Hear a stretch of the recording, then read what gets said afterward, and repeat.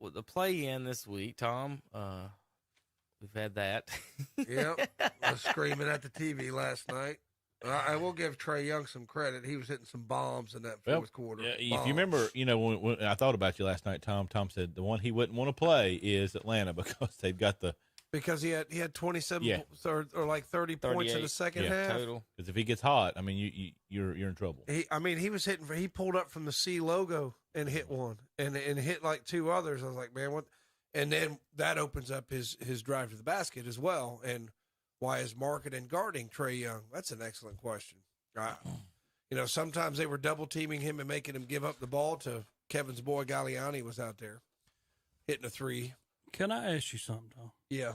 And I'm not Coach Biggerstaff, but if I'm the coach, you know who I'm sticking on? Trae Young. Rondo. I was getting ready to say I put Rondo in there. That made no sense to me. Why does Kevin Love not play in the fourth quarter? But I sat there last night watching y'all play, and I started to send you texts, and I said, you know what? This Friday I'm going to be a nice guy. I'm not going to send Tom text. You would have got a very ugly text back because I'm like, why is Rondo not playing Trae Young? Because the coach is an idiot. You've got a young team. Well, who's got experience? Rondo and Love. Neither one in the game. Love only had 10 minutes. He was the least played player in the. I mean, didn't he have a decent year? Oh yeah, he did. Yeah, he did. I mean, it's just like their starters were loaded up with almost all 40. I'm not taking anything away from Trae Young. He likes to be, and I think the announcers who are generally annoying, but Trae Young likes to be the villain. He enjoys that. He enjoys going on the road and being a jerk. But if you're hitting bombs from 45 feet away or whatever, well, you get to do your stupid little shimmy until somebody puts a stop to it. So I mean, that's just part of it. But when you've got two, you got Mobley, Garland, all these guys, Allen, all these guys with not a whole lot of experience. Where's Rondo and Love? Yeah, I mean, your coach is an idiot. You got marketing trying to guard what's it, guys? Trae Young. Yeah. I'm so mad I can't think. You got marketing trying to guard him, and I watched him go around him 5 times. I was like, what are we doing? Yeah, I did. I sat there and I thought the same stuff you did. Your 2 veteran leaders are on your bench when the game's on the line. Mm-hmm. Oh. And then the whole game, I'm like, why is Rondo not guarding him? This is crazy. I mean, he's a defensive guy. He's going to do the best you can against somebody. Just, hey, here's your job, man. Just stop him. They were trying to switch off, and he ate them up every time. I mean, it's just, I can't even really get disgusted with, like, his antics because, the coach don't adjust. Yeah.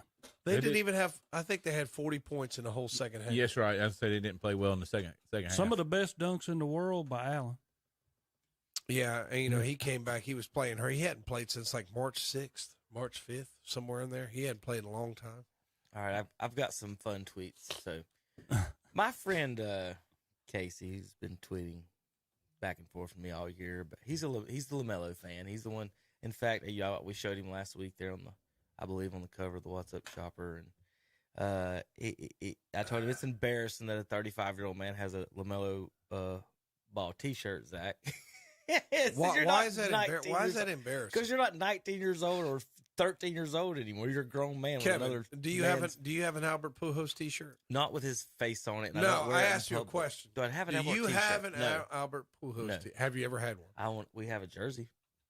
You've had an Albert Pujols Right. T-shirt. I'm not a T-shirt. Do you have a Yadier Molina T-shirt? There's a T-shirt right there hanging up. Yeah, see, that's what I'm saying. Where it belongs. So if you, I'm not wearing that eating popcorn, watching him play in the stadium as a 35-year-old man. What we're talking about a T-shirt. Tom, what age do you grow out of wearing another man's jersey? That's a Ricky Vaughn jersey. That's fictitious. I'm not getting on about that. That one counts.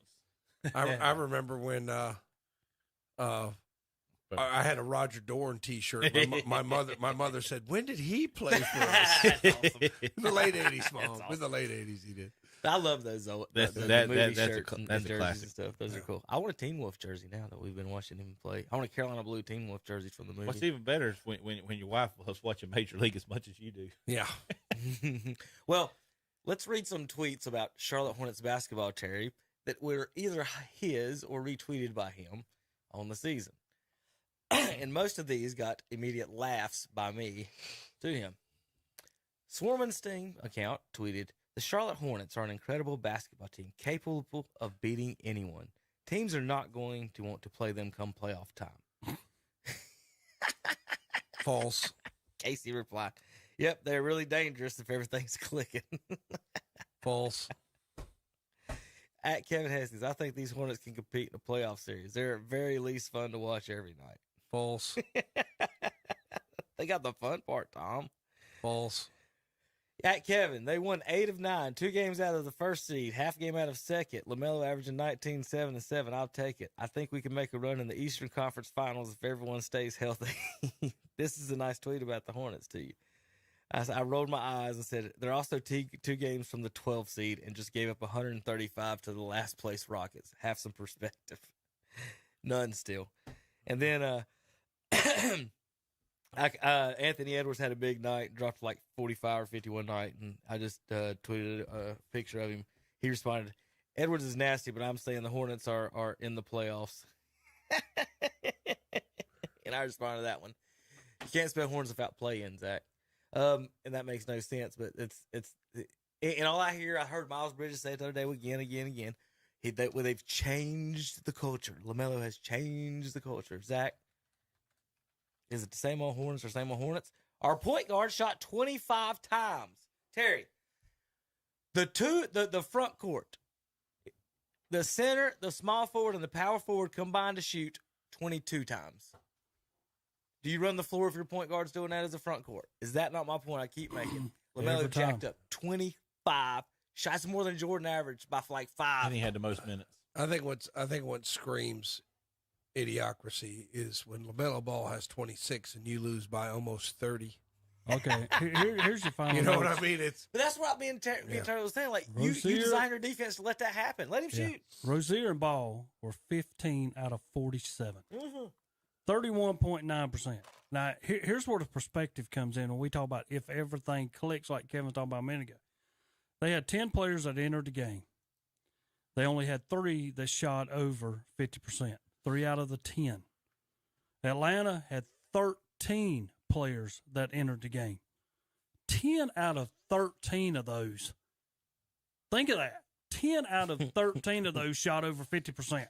Well, Terry's over So, in 50%. other words, basically what Terry. I'm telling you is Charlotte played no defense, period. No, listen to their over 50% too. Plumlee 1 for 1. I guess that was a dunk. Yeah, well, I even clowned him on it. There you go. Harrell was 2 for 3.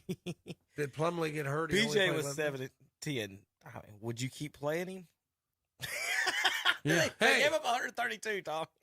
Look, Plumlee is when he was on the floor. They're +3. Plus 3. No, wait, Oh, -10. I read it Yeah. wrong. I read it wrong. I'm sorry. There's no pluses on that except Isaiah Thomas. He was net 0, Zach. LaMelo, 7 out of 25 and 4 out of 14 from 3-point line.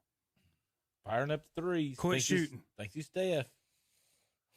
But now he's their leader, 26 points. Wow, that's what they're going to show. Well, if you He look lit at what it up, happened after 7 out of 25. I rephrase my statement. It happened right before the playoffs. Kevin brought it up. He kept firing shots up to legitimize his position on the All-Star team, and our team changed that. And we lost Gordon Hayward too. That's when it started, the most part. I'm telling you, Miles Bridges, and then did you see him after the game? Oh yeah, he Tom, did you see that? didn't look. What's didn't look that? Good. Miles Bridges threw his mouthpiece. Yeah. Yeah, hit a Fan. kid. Trying to hit a dude, hit a kid, hit a little girl. Now remember, he's in a contract year, Zach. $50,000 to him. That's going to cost cost him. him a It's lot going to more. cost him $50 million is what it's about. If you're Michael Jordan, do you resign him? Yeah. Why would you? You would. He will. But why would you? I know that. This is very similar to. Because they appreciated him coming in there, owning up to what he had done. All right, so you give him all he's played all these years, and Michael is at whatever he's wanting. It better not be $30 million a year at any point, because he's not paying. I don't think he'll ever pay Zach unless it's Kevin Durant or something like that. Anybody more than he got paid in a year, he's not going to that limit. He's not going to mess with that. I don't think he will.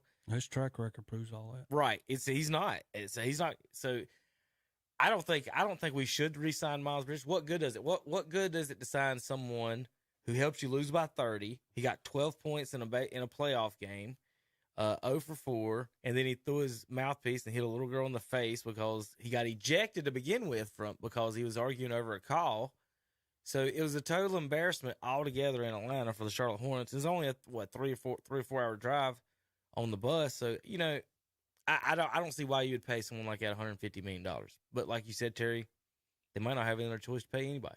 I want to say something else about them, and people can talk all they want. And my whole deal, and I'm with you, Michael Jordan, and I hate to say this because, especially on the air, Michael Jordan was such a success. And I want him to be successful with the Charlotte Hornets. But I don't know whether that's an obligation that he really wants to take, of all of a sudden his team being so good that it overshadows what he did while he was playing. Because you go back to 2004, I'm just going to start there. There's a 14th seed. Next season, 13. Then 11. Then 12. Then 10. Then they made it up to number 7. Then 10th, 15th, 14th, 7th, 11th. 2015-16, there was a number 6 seed. But you know what? There was a 6th seed in the conference then also. Okay. Then there was number 11, number 10, number 9, number 10, number 10, number 10. I do not know whether Charlotte will ever, and like Kevin says every time we come on here, they're going to be in a play-in game every year since they expanded it. Charlotte's going to be there. They're going to be one of them 4 teams that's playing to go on to the next level to make the playoffs. But I don't know whether they can get over that hump to even be in the playoffs. And they're going to have to, their drafting is going to have to change. You got to bring in some more people. And I don't know whether Michael Jordan will let them do that. And plus, pay people money to come to Charlotte. Like Kevin's saying, over $30 million a player. I don't think that's going to happen. Their biggest issues, and always will be, is Charlotte. And same thing with the Panthers. You don't see anybody line up to play with the Panthers, do you, coming in? There's been pretty much a quarterback job opening here in Carolina for like 2 or 3 years for the most part. And you don't see people lining up to come to Charlotte. You don't see NBA start. Do you think LaMelo, he has an apartment in a building. He don't own a house out on Lake Norman. He's not. As soon as his deal's over, he's in LA. He's going to be a Clipper or a Laker. Whatever he can get, whatever deal he's getting. They have to, Terry, to compete. They have to draft well. And then maybe trade at some point, get somebody in one of these off trades where you offload a Chris Paul or where they do like something like that, and then have a solid roster, and then all they need is something like that. That's the only way that they're going to compete. But they have to nail the draft picks. There's nothing, and I'm sure looking at these seasons like you're saying, it's not showing. It's showing me in their division, so 4th out of 5, and instead of 8th on this one that I pulled up, but. Terry, you're right. They hadn't won a playoff series since 2002. Lost in the Eastern Conference semis with Paul Silas. So they won a playoff series back-to-back years in 01, 02. There was, I'm guessing that was Glenn Rice. Was that Glenn Rice year, Zach? What year was it? 01, 02? No, he was gone. Was he earlier by then? That was David Wesley and Bobby Fields in them? Okay. Anthony Mason? They're a team that over the playoff series are 25-40. Now, I don't know whether you count these as playoff games. I think it's a play-in game, so I don't put it in a playoff game. It's a play-in. Right. Yeah. So they're 25-40. If you go back to their totals, 50-win seasons, 3 out of 32 years. I was about to look at that, too. 98, 97, and 95. Yeah. Those were the 40-win seasons, 13 out of 32. But you take them as average, 30-win seasons. Hey, this is Charlotte. 23 out of 32 years, they've at least won 30 games. Zach, 01, 02 was Baron Davis and P.J. Brown and them. Mm-hmm. The 98 season, Glenn Rice had the most win shares, according to that. 97 was Anthony Mason when they won 54. And then Alonzo was 95's most win shares, like whatever advanced stat that is. Muggsy in 91 and 90. Did he get put in the Hall of Fame? And if he is, and I think he should be. He just came out with a new book, by the way, and I might try to see if we can get him on the show sometime. As part of the Hornets stuff. But looking at these, the new announcement too as well. Did you see the LaMelo announcement about his number? when he got here, he wanted number 1, and Malik Monk had it. And then last year, after the first year, he took number 2, and then he forgot to sign up to change the number back to 1 when Malik run. And he said the other day he was going back to number 1. But either way, the fact is, I know the Hornets don't have retired numbers, Zach, but at some point, is he gonna wear 23 before he goes to the Lakers? I mean, is he gonna wear everybody's number? Like he wore Larry Johnson, now he's gonna wear Muggsy's. So you go to the store, you want to buy a 1, now it's gonna be LaMelo's instead of Muggsy Bogues. I'm not sure how I feel about that one. Yeah, LJ was close enough to make me mad. Yeah, but I don't know, Terry. If somebody hadn't been retired for Boston, I know you guys got a lot of numbers. Or Tom, what if someone else come in and wore 23? Have someone else won 23 since LeBron left? Not to my. Or did he wear 6 in Cleveland? What he was 23. He got 6 in Miami. All right, I was just wondering about that. And they were talking about that the other day. You know how we bring up LeBron and is the other going to retire his number? Kevin Durant came out the other day and said that OKC should retire his number, and not completely sure how I feel about that one either. And in today's sports where all these guys change teams so much, will we have retired numbers going forward? Many at all? I think we'll still have. We retired used to have numbers. guys pretty much play their whole careers, and you're a Hall of Famer, and that's how you get your number retired. I still think but if you play for LeBron, plays for like 5 teams, who retires his number? All of them's going to. It's what's going to happen. Yeah, but I still think you go back to how you was brought up as you was coming up, and I always go back to when you had your family, your mom and dad and you. What was instilled into you? Am I going to be committed to be with one team? And I know money is going to dictate a lot of things, but Chipper Jones, how many people would have ever thought Chipper Jones would stay with Atlanta as long as he did? You know what I'm saying? Those players are few and far between now because, I never thought Freddie Freeman would leave Atlanta, and he did, so. Yeah, that's what I'm saying. There are players out there. Well, let me ask you, that's what I'm saying. Will Freddie Freeman have his number retired in Atlanta now? That's my issue is once you voluntarily leave and tell these people you don't want to be there and you don't want to be with your franchise and in your city, I'm not sure how well that's going to go. I don't know if they're going to retire Pujols' number. I don't think they will. I don't know. Right now they have 11 numbers retired in St. Louis. 1, 2, 6, 9, 10, 14, 17, 20, 24, 42, and 45. And go ahead, Terry. Pujols, to me, though, is different. He left, but he's come back. Will Freeman leave and come back? No, Freeman's not coming back. That's what I'm saying. If he does not come back, if he goes to L.A. and they win a World Series championship, that's where his number's going to be retired. If he comes back to Atlanta, maybe. He might just. Tom, this is how hypothetical, right? Oh, yeah. And let's say you're married and she leaves you for a much richer man in a bitter, beautiful city and wants to live the life she wants. And after 20 years, she comes back. Do you give her a ring back? No. Okay. That's what they're asking Pujols to do. That's what he did. He went to L.A., had a bigger, prettier, got more money, thought he was going to get a bigger, better lifestyle. And then now he comes back for no championship, no nothing. And he comes back with nothing. And he comes back for begging, not even for the ring back because he only got 2 of the 30 he left for.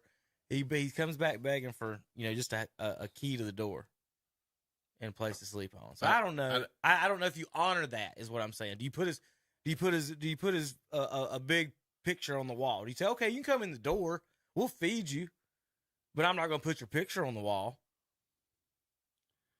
If that woman, let me put it like this: if that woman left Tom, and she left, and she had multi-millions in the bank, and she come back to Tom, Tom's like, "Yep, come on in. Everything of mine's paid off now. Yeah.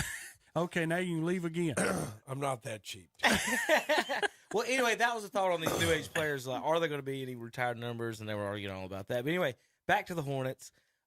Zach, from the start of the season, and you can go back, pull the tapes. I've told everyone, play-in tournament at best, 7 through 10. They don't have the firepower, and now they have a point guard who thinks he should be shooting every time. Every time. This is a terrible recipe for any type of winning. Again, what point guard not named Steph Curry, Isaiah Thomas, or Magic Johnson has won We had Isaiah Thomas. anything? Huh? We We had Isaiah the wrong Thomas. Isaiah Thomas. Oh, my bad. Not that one. And you run out with Plumlee, and we're talking about Eastern Conference Finals. Like, what? Good Lord. Well, I attribute it to what happened right before the All-Star break. I think the All-Star hurt them, because of Ball. He started firing them up. Think I hurt? Yeah, or is that like? Do y'all think that hurt team what is it? I think it did, of him even being selected. Like if they didn't select him at all, I absolutely do, because then he thought, "Oh, I'm it now." well, I'm it, and I'm the one that's supposed to take I the most agree. shots. I mean, does that add a chip on their shoulder too as well? Hey, we'll rally around ourselves that none of us made the All-Star team, and I think he started firing them up. Think about it, Miles is leading the team by like 2 points per game until like the last 2 weeks before the All-Star break. Right. He shot him by 3 times. And then what happens in this game? He's got 12 points. He's got 11 shots. And then we LaMelo don't took have Gordon 25, Hayward either. And Miles took 11 and got thrown out. I think Hayward's a big part of that too. I think he goes back to a leader. Again, like it's Hurt all the time. It's bad. I agree. Yeah, he's if the Lakers offer them, that was what they're talking about at this point, and they want, honestly, y'all, the trade they're talking, I would probably take it. I would too. I've seen it. If they offered Westbrook for Gordon Hayward and Terry Rozier, I would probably take it because I don't believe Rozier and Ball mesh that well at all. Well, Westbrook and Ball like- See, definitely we're talking don't. about getting rid of Hayward and Rozier, and we're going to keep Ball. But definitely, here's the reason. It's definitely, because that's what they're doing. it's a money. Right. It's a Yes, money that's what thing I was because explaining.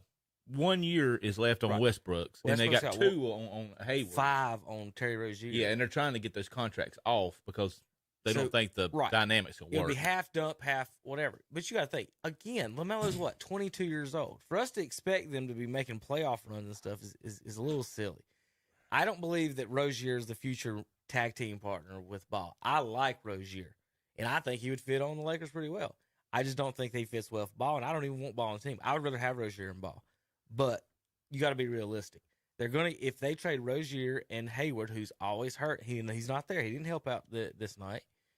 They trade them both for Westbrook. That what Zach's talking about is that $41 million. They're basically Terry's $41 million is what they're dumping. Yeah. One year contract. That allows them to sign. I just don't think, unless they make some other kind of trade, that Westbrook and Ball is going to be able to take them where they need to be. Terry, that's not if the you let Terry, Westbrook just be himself. Terry, you're thinking basketball terms. This has nothing to do with They're trying to basketball. get contracts I off understand. and They might even- rework them. in fact, after the trade, they may even cut Westbrook. Yeah. Well, you're right there. They're trying Because to it's a rework one-year deal. contracts. Again, this has nothing to do with basketball. They're not going to sign him past this. This is 1 year, nothing but. And he's a Jordan client, too. Don't forget. That's all this would be. A 1 year salary dump, and I may even cut you so you can go sign wherever you want if you don't want to stay here. Veteran minimum play. or whatever.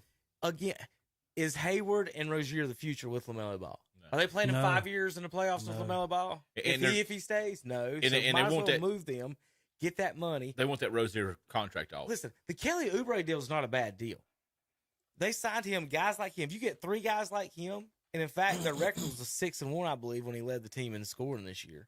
But God for me to point that out, and they had a losing record when LaMelo led the team in scoring. And that's why can't I'm sure I don't know. Does Brago ever point that out, Tom? That hey, He don't know. if you stop shooting. I'm trying to find Kelly Oubre's deal here. But He doesn't play much.